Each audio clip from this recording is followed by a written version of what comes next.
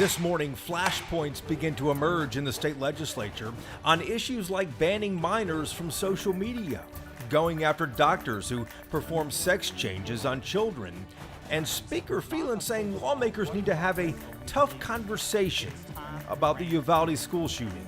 Not one parent in Uvalde is asking for anybody's guns to be taken away. Democratic State Senator Roland Gutierrez wants to raise the age to buy a firearm from 18 to 21. I just don't know if we have the votes for it, to be frank and honest with you. House Republican Caucus Chairman Craig Goldman on what the GOP might support. Plus, that $32 billion surplus, conservatives want property tax relief.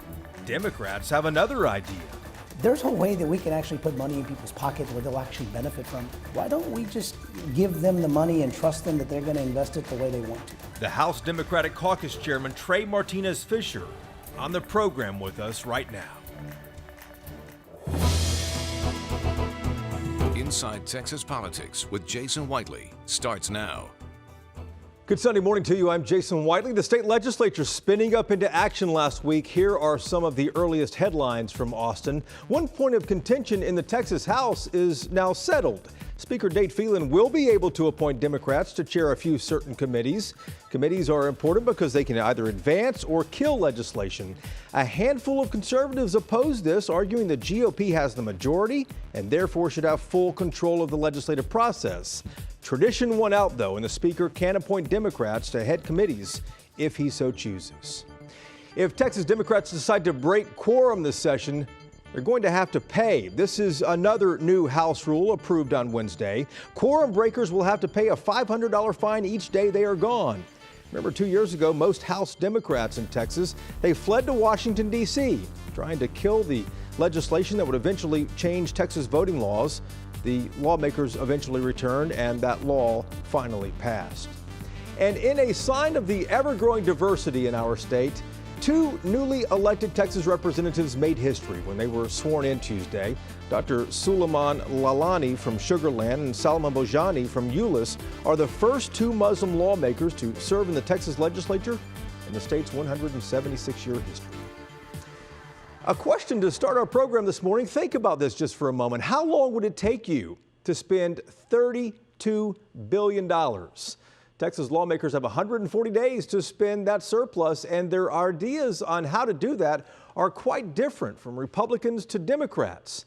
This morning, the new chairman of the House Democratic Caucus, State Rep. Trey Martinez Fischer, he took our questions from his fourth floor office there at the state capitol.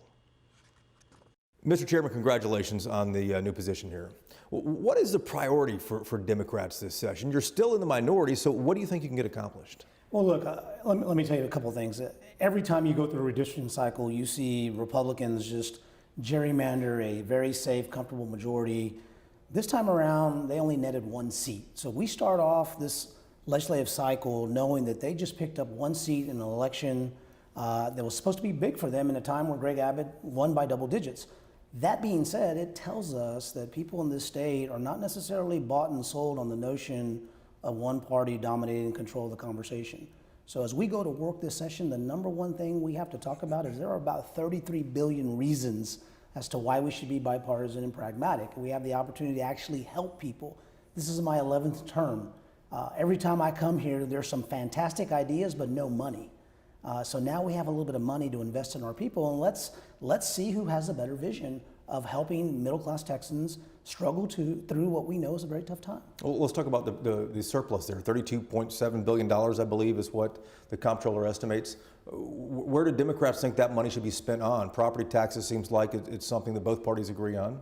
Yeah, look, property taxes they're a wonderful tool, but that's pretty easy. And it doesn't reach all of Texans. I mean, you imagine people that live in trailer parks, what kind of property tax relief are they going to get? People who rent their apartments or, people who are trying to make it, in a big city where they don't have the ability to afford their own home. There's a way that we can actually put money in people's pocket where they'll actually benefit from. And frankly, in this notion of providing choice and liberty and independence to our fellow Texans, why don't we just give them the money and trust them that they're going to invest it the way they want to? Well, what are you thinking of? Well, I mean, look, I think we have several opportunities to figure that out. But hey, I've seen other states in this country provide direct inflation assistance payments to Texans and say, hey, we know you're struggling. We know it's hard. We know a dozen of eggs right now is about $6 a dozen. We know times are tough. We're going to give this to you. If you want to buy medicine, you can buy medicine. You want to cut your taxes, you can cut your taxes. You want to help your son or daughter pay that high college tuition, we'll give you that flexibility. I think if this is a session about parental choice or about Texans' choice, we ought to give them a choice in their pocketbooks as well. But would cutting checks, wouldn't that add to the inflation problem that this country has going on right now? Well, not necessarily.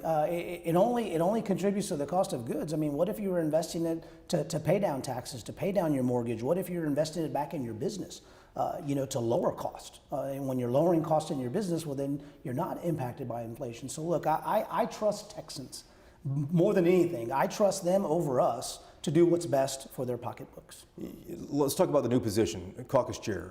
You bring a different political energy to this position. What should we expect from House Democrats this session with you at the helm? Well, first I'll say, picking up where Chris left off. I mean, it's an honor for me to serve this caucus. It's the ultimate job interview. There's nothing like being evaluated by your peers. Let me just put you that way. That being said, Chris put us in a really good position. Chris Turner, your predecessor from Arlington. Yes, Chris Turner, our predecessor, my predecessor from Arlington, former caucus chair, did a really good job putting us in a position to succeed. I think, look, I'm an old school, San Antonio Holmes Husky linebacker. I used to, evaluating offenses and executing wonderful defenses. I think we're gonna play and we're gonna engage. I think that people always ask us, well, what do we expect to see? I just think I have a different style. And I think every time you elect a new leader, there's always a new energy, but we have a fantastic team. Our fundamentals are strong. The energy and the desire and the motivation of our members, they are committed to serving the people of the state of Texas. And frankly, I think we just need to get back to basics. And so, but you do have a different style, but I'd kind of characterize you respectfully as being a little more aggressive. And Texas Democrats have kind of been lacking in that, many people would say. Well, look, unfortunately for me, I have two speeds, on and off, right? So if I'm on, I'm working hard. I mean, this is a job that I love, and it's a job that I take very seriously. And I say all the time, when you come to Austin, you can do two things. You can come up here to be loved, or you can come up here to be feared. And frankly, I get all my love at home, right? When I come up here, it's about business. It's for the constituents I represent. It's for the point of view that I have to bring, the perspective I have to offer. And I'll be relentless and very surgical when it comes to advocating for the people of the state of Texas. Mr. Chairman, thank you. Thank you. All right, now to the state's power grid. Lawmakers in Austin will be discussing ways to improve it this legislative session. The Texas Public Utility Commission oversees the power grid, as you likely know, and a state oversight commission says the PUC needs more money to make sure the grid does not fail again. Ian Mitra is the senior managing editor of the Texas Tribune in Austin. His team's been reporting on this. What happens, Ian, if the PUC doesn't get that extra money? Are the lights going to go out again? Well, the report was really focused on oversight and regulation when it comes to the PUC. It didn't really delve into the deep impact of the grid. It said, the grid is in pretty good shape, but I think there'll be more insight into that during the session. But really what this was about is the expanded regulations and responsibilities of the Public Utility Commission to make sure that the grid is holding up to a standard. And so the Sunset Commission, which oversees the efficiency of various state agencies, made a recommendation that this agency is stressed. They need more resources to oversee this and also raise the standard to where they expect the grid to be, which is something that the PUC has to do later this year. So this is really about the aspect of just making sure that standards are being kept and not overworking the strained resources already in place at the PUC. Let me quickly shift off to another topic here too. We're still waiting on the final report on the Uvalde massacre. It was due out last fall, now delayed to the spring. What's going on briefly? Yeah, so the DPS gave an initial report to the Uvalde County DA. There was DPS Director McCraw had kind of talked about getting a report by the end of the year. The DPS has said this was this is the report they were going to get, but because the size and scope of this investigation is so vast, they need a few more months to get to follow-up leads. So the idea here is once the Uvalde County DA gets that information, they can decide what they're going to do with it, if there are criminal things to pursue in regards to the response. But really, it's just such a huge, with that many law enforcement officers, it's just a lot to pack in. All right, yeah, makes sense there. I am back to you in a moment. Thank you very much. Coming up next here, Texas House Republicans, they have a new leader. It's State Rep Craig Goldman. He's taking our questions about what conservatives are interested in this session. And State Senator Roland Gutierrez shares his strategy to get legislation passed in response to the Uvalde massacre. More on that in just a moment. Welcome back to Inside Texas Politics. Republicans in the Texas House, they also have a new leader this legislative session, a new chairman of the Republican caucus, and a challenge from Speaker Dade Phelan about a tough conversation coming on how to address Uvalde. We took some of the hottest topics there at the legislature to State Rep Craig Goldman, a Republican from Fort Worth, who now chairs the House Republican caucus. Representative, good to see you again. Good to see you too, Jason. $32 billion. Yeah. We heard a lot of things as the session opened about what that money could go to. A lot of people talking about property taxes. Yeah. That's probably where a lot of it will go if it doesn't go into the rainy day fund, the state savings account. But what does property tax relief look like to House Republicans? It's a great question, and that's why we're here. That's why we're beginning session, and that's what we're going to discuss. It's up to the Appropriations Committee, the Ways and Means Committees. They'll be announced here in the next few weeks, and bills will be filed.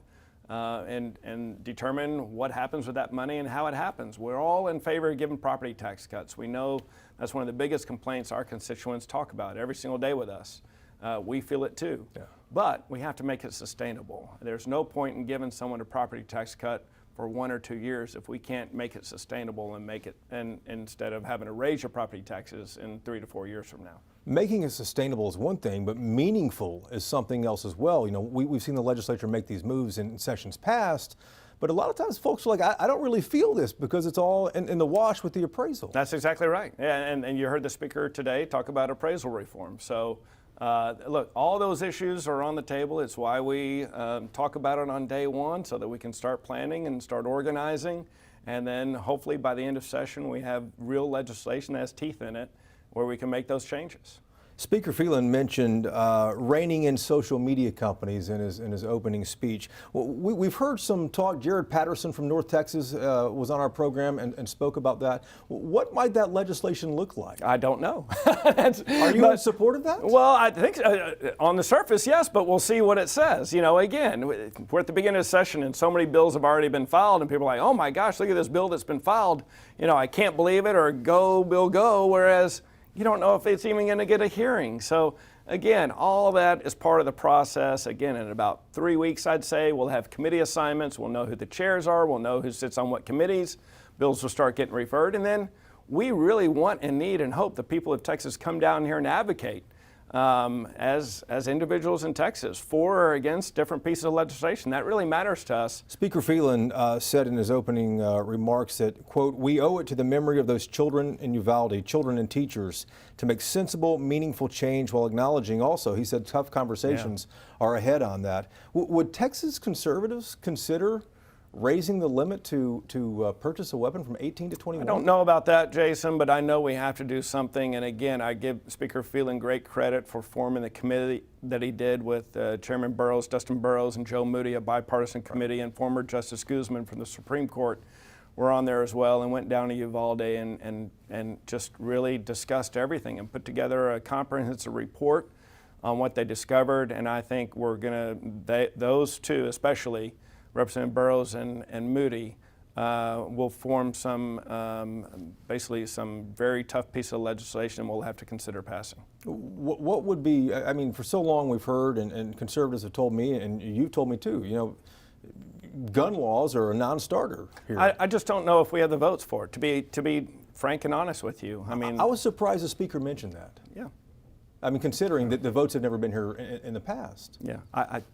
Again, we'll see what happens. We'll see. That's right. We'll see if the votes are for anything. A lot to do in the next 140 days. No doubt about it. We're looking forward to it. Mr. Chairman, thank you. Thank you. Thank you, Jason. Appreciate it. As we mentioned earlier in the program here, the final investigative report into the Uvalde massacre is delayed. Supposed to be out last fall, now pushed back to the spring. But State Senator Roland Gutierrez is not waiting on it. He's moving ahead with 2 ideas to address that tragedy. From Robb Elementary. Senator, thank you for having us in your new office here. I know you guys have just moved in, but there's a lot of work to do with the session starting here too. This is the first legislative session since the massacre at Robb Elementary in Uvalde, obviously. At the time, Governor Abbott was saying he wasn't going to call a special session, but would make this a priority during the regular session. How do you think lawmakers are going to address that tragedy? Well, Jason, it's my hope that we do something. I think that we certainly need to have a little bit of a discussion on this issue. It's certainly a values check on what we need to do in this space. Not one parent in Uvalde is asking for anybody's guns to be taken away. They're asking for a small law change to not allow an 18-year-old to have access to a militarized weapon until they're 21. It's common sense. And unfortunately, this young man was able to access militarized weapons at the age of 18, like he was going to a 7-Eleven buying a Slurpee. It was that easy. I mean, just knowing Republicans in this building like you, that seems like a non-starter, raising that age limit. Do you think you can get any traction from the GOP? Well, you know, I've talked privately to some of my colleagues in the Senate, and there is some interest. It's my hope that we can get there. You know, you notice that the Lieutenant Governor has not yet mentioned anything on this issue. So it's my hope that he takes a leadership position. I understand where the governor's at right now. He's tried to punt and say that it's unconstitutional. That's completely false. He's making an argument based on factually distinguishable cases in the country. You've had the Speaker of the House say that he doesn't have the votes. At the end of the day, put it up for a vote. Will it get that far? Do you think it will actually get to the floor? Well, I'll tell you this, Jason. It's a long session. It's long and short at the same time. In these next 5 months, when it comes down to March, I'll be adding my legislation as amendments to any one of their bills. Another piece of legislation you said you were going to introduce, you told us last time, was mandatory training, mass shooting training for all law enforcement, not just school district police, but all law enforcement. That seems like a no-brainer that could easily get passed. What are you hearing? Well, we found, Jason, that there were so many law enforcement officers that didn't have the active shooter alert training. I mean, at the end of the day, you had massive failure by law enforcement, by local, state, and federal officers that stood around for 77 minutes while kids called the police, said we're inside, come and get us, help, send help. The kids were braver than the cops that day. We need to make sure that law enforcement is properly trained. And it's a simple solution. It's all right there in front of us, Jason. We just have to work towards those solutions. Senator, thank you for the time. Thank you.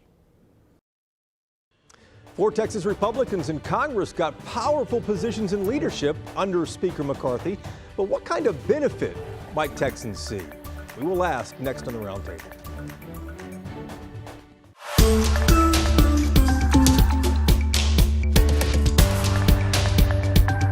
Time now for Reporters Roundtable to put the headlines in perspective. I am Mitra is back with us from the Texas Tribune in Austin.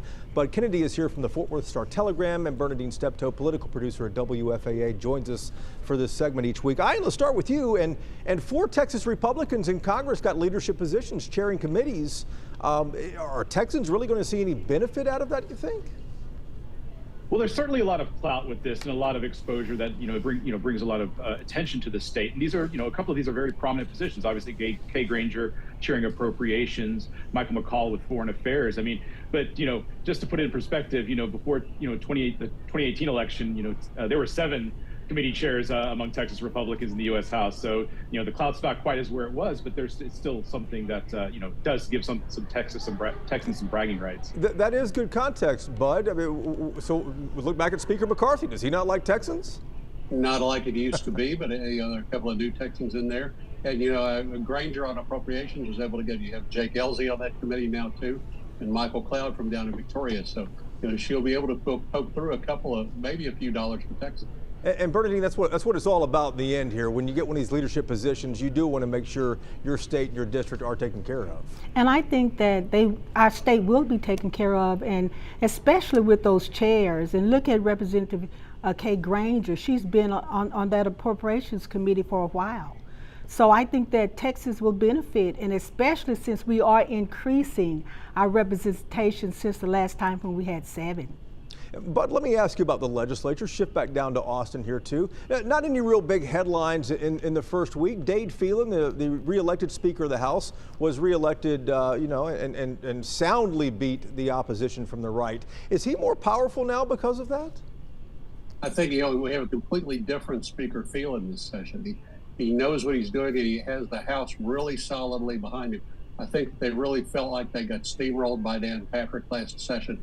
They'll stand up to him a little more this session with a stronger speaker behind him. So what does that mean, standing up to the Senate and to Lieutenant Governor Bernadine? That he will be able to do what he wants to do in the House, and he won't feel the pressure from the Senate. I think he is going to be a little bit more powerful this session because it's his second time around. But at the end of the day here, Ian, the House and the Senate have to work together. They have to get things passed. Besides the budget, everyone wants to do their own legislation too. So they'll have to work together at some point, but I guess he just has more street cred maybe?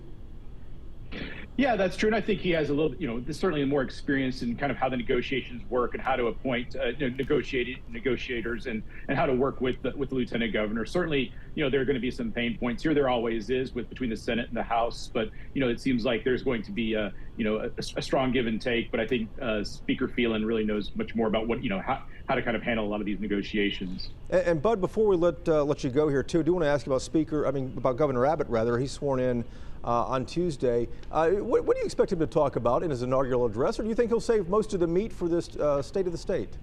He gets two bites at the apple. He'll talk about, he'll just kind of set the tone for the legislature, the inaugural address, but then the State of the State is where he'll really talk about immigration, the border. He'll say a lot about Joe Biden. Yeah, indeed so. I bet a lot, especially with 2024 around the corner here. Guys, thanks so much. I and Bud Bernadine, we appreciate you as always, and thank you for watching as well. We're back again next Sunday to take you inside Texas politics. Until we see you, have a great day.